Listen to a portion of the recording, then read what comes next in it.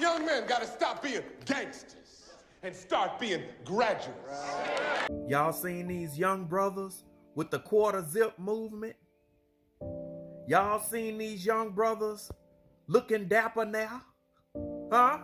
Y'all seen these young boys? I'm so hyped.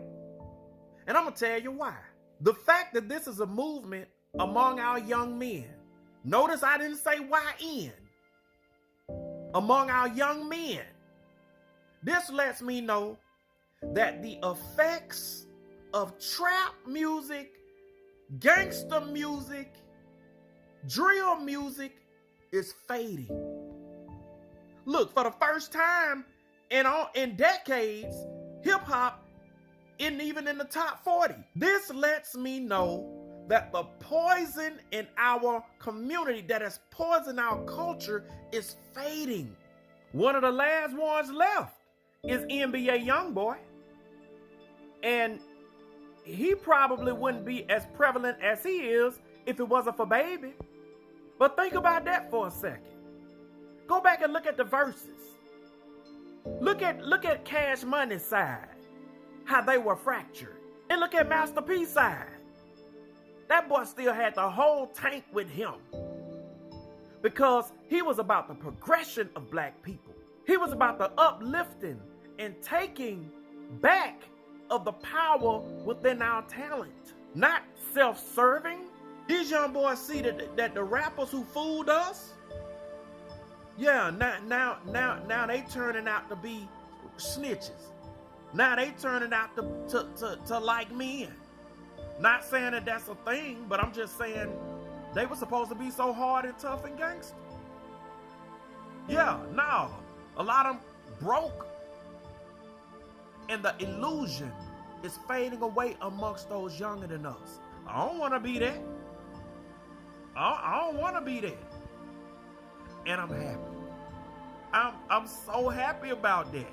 These boys look like business owners. These boys look educated. These boys ain't glorifying the stuff from the street. Nah, these boys trying to walk into office buildings. Yeah. Yeah. These young kings. These ain't YNs. Yeah, no, let's get that, let's start changing that fashion around. Let's start changing the mindset. This is a beautiful thing, man. Y'all just don't know. I couldn't be more proud. Shalom, shalom, family. This is a special message specifically to the brothers. I just dropped a video the other day and it's gaining some traction about the quarter zip movement, the one that the young men have started. And I talked about being excited about seeing our young men coming together and dressing well and treating themselves well. I love that the gentleman who spoke about the quarter zip movement talked about it being a life change, not a lifestyle change, not just a trend, but a movement of a holistic movement inwardly and then expressed outwardly.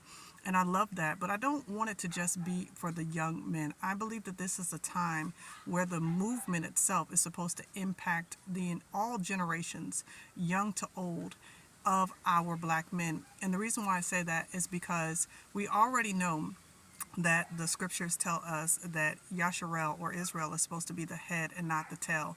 But so goes the leadership, so goes the head in terms of the men, so goes the rest of the nation.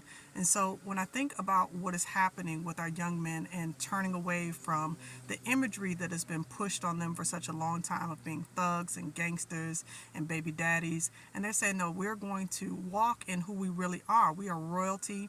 We are excellence in academia and ingenuity and artistry. I think that is so profound, and it's a great thing, especially with all the things that they have to deal with in this particular generation that is wrought with high levels of wickedness.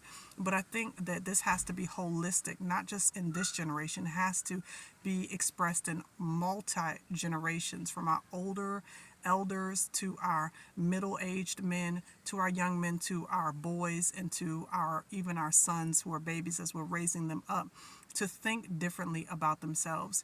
And I know that when y'all look at the culture, and the culture has these expectations on you and they're always beating you down, that it's very difficult to to feel like you're worthy, and that you can walk in that worthiness, and you can express yourself in that worthiness. But remember, the Most High gave you the directive as the head for a reason. The Most High knew that you were going to be equipped internally and spiritually to be able to walk in that headship. And he wouldn't have given it to you otherwise unless you had it. It's just time to bring that up. It's time for that to come out. I was reading in Proverbs chapter 19, I believe it's verse 22, I could be off, but I was reading about how what's desired of a man is his kindness, and a poor man is better than a liar. And I think oftentimes when it comes to our men in particular, when it comes to the issue of kindness, you don't understand the value of that. But the issue of kindness is extremely important. Kindness towards yourself, kindness towards your fellow brethren, kindness towards your wives, towards your daughters, kindness towards the entirety of our community, because that elevation and kindness and the way you treat yourselves and the way you treat one another is what's going to stand out more than anything in the nations. Understand that you set the tone, you set the temperature of the nation. You really do. And I don't know if you guys are aware of just how much you set the temperature of the nation. But when you are walking in integrity, the women look at that, and the women say, oh my goodness, this is a man of integrity. This is somebody that I could trust. This is somebody that I am secure in. But when you're walking without integrity, then we're going to have problems in our society. Now, again, this message is not to beat down or bash on any of our brothers, but we have to take an honest look at our nation from the head into the collective. The head, then the wife, then the children. What's happening to us as a people?